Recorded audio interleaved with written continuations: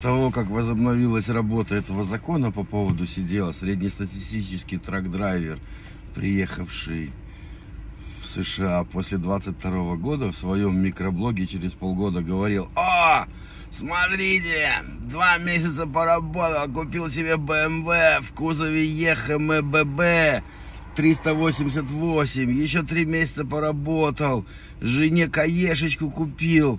Смотрите, какой подарочек я ей сделал. Все нормально, как мы живем. Вот такой домик у нас. Вот это».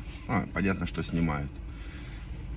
После возобновления работы закона: «Ой, мы бедные, несчастные, помогите нам. Мы честно работаем, платим налоги. Помогите нам, кормить нечем наши семьи». А до этого, блядь, они что, у вас BMW с Каенами жрали? Нихуя себе, блядь, у вас аппетитики, блядь.